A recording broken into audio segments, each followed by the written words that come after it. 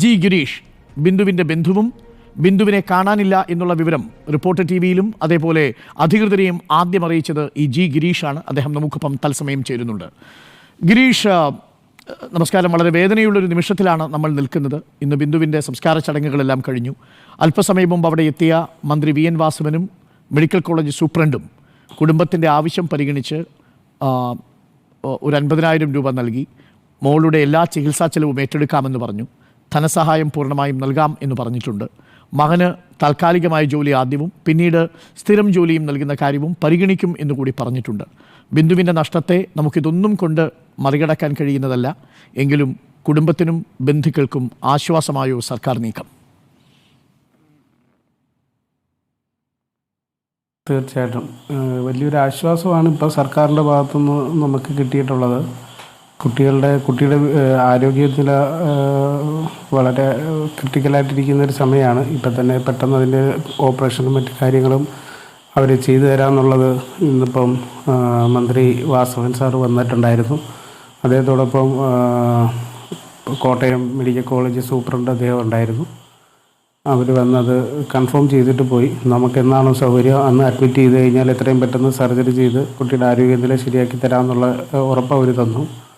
അതോടൊപ്പം വീട്ടിലെ കുട്ടിക്കൊരു ജോലിയുടെ കാര്യം പറഞ്ഞിരുന്നു. താൽക്കാലികമായൊരു ജോലിയാണ്, സ്ഥിരമാക്കുന്നതിനെ പറ്റി ആലോചിക്കും, അത് ചെയ്യാമെന്ന് പറഞ്ഞിട്ടുണ്ട്. പിന്നെ സാമ്പത്തികപരമായിട്ടുള്ള അവരുടെ കടവും മറ്റു പ്രശ്നങ്ങളും തീർക്കുന്നതിന് ക്യാബിനറ്റ് കൂടിയിട്ടൊരു തീരുമാനം അറിയിക്കും എന്നാണ് ഇപ്പോൾ പറഞ്ഞിട്ടുള്ളത്. അതൊരു വലിയ ആശ്വാസം തന്നെയാണ്. നമുക്ക് മരിച്ചുപോയവർ തിരിച്ചു കിട്ടില്ലെങ്കിലും അവരുടെ കുടുംബത്തിൻ്റെ ഒരു അത്താണിയായിരുന്നു എൻ്റെ ചിറ്റ ബിന്ദു എന്ന് പറയുന്നത്. ബിന്ദു ഇപ്പം ഇല്ലാത്ത സ്ഥിതിക്ക് ഇതൊരു വലിയ ആശ്വാസം തന്നെയാണ് ഇപ്പോൾ കിട്ടിയിരിക്കുന്നത്.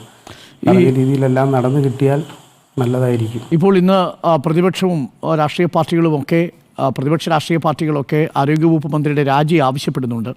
യഥാർത്ഥത്തിൽ രക്ഷാപ്രവർത്തനത്തിലൊരു വീഴ്ച സംഭവിച്ചുവെന്ന് നേരത്തെ ഗിരീഷ് തന്നെ ആ സമയത്ത് അത് ചൂണ്ടിക്കാട്ടിയതാണ്. ബിന്ദു എവിടെയാണ് എന്ന് തിരയാൻ അവർ ശ്രമിക്കുന്നില്ല, വിളിച്ചിട്ട് കിട്ടുന്നില്ല എന്ന് നമ്മളുടെയൊക്കെ ക്യാമറയുടെ മുന്നിൽ ഗിരീഷ് പറയുന്നത് നമ്മൾ സംപ്രേഷണം ചെയ്തിരുന്നു. ഇപ്പോൾ പോസ്റ്റ്മോർട്ടം റിപ്പോർട്ട് വന്നു. ആ പോസ്റ്റ്മോർട്ടം റിപ്പോർട്ടിൽ ഇൻസ്റ്റൻ്റ് ഡെത്താണെന്നാണ് നമ്മൾ മനസ്സിലാക്കുന്നത്. വലിയ ബീം തലയ്ക്ക് വീഴുകയും ചോറ് പൊട്ടുകയും ഒക്കെ ചെയ്തിട്ടുണ്ട്, വരിയില കുടിയുകയും ചെയ്തിട്ടുണ്ട്. ഈ രക്ഷാപ്രവർത്തനം ഏകദേശം 1.5 മണിക്കൂർ JCB വരാൻ വൈകി എന്നുള്ളതാണ് നമ്മളും മനസ്സിലാക്കുന്നത്. അതിലൊരു വീഴ്ച സംഭവിച്ചുവെന്ന് ഇപ്പോഴും കരുതുന്നുണ്ടോ ഗിരീഷ്? അതിലൊരു വീഴ്ച സംഭവിച്ചിട്ടുണ്ട്, അത് തീർച്ചയായിട്ടും. കാരണം അവിടെ രക്ഷാപ്രവർത്തകരായിട്ട് വന്ന എല്ലാ ചാനലിലും അന്നത്തെ ദിവസം കാണിച്ചിട്ടുണ്ടായിരുന്ന ചുവന്ന ഷർട്ടിട്ട ഒരു വ്യക്തി, ആ പുള്ളിയുടെ ഓവർ കോൺഫിഡൻസ് ആണ് ഈ പ്രശ്നങ്ങളുടെ ഇത്രയും വലുതാക്കിയത്.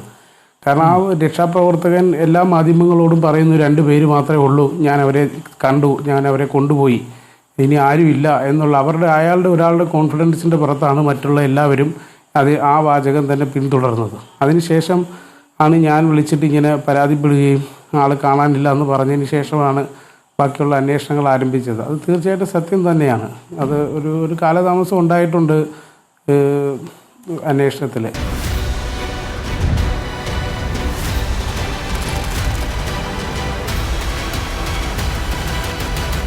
Debate with Dr. Arun Kumar.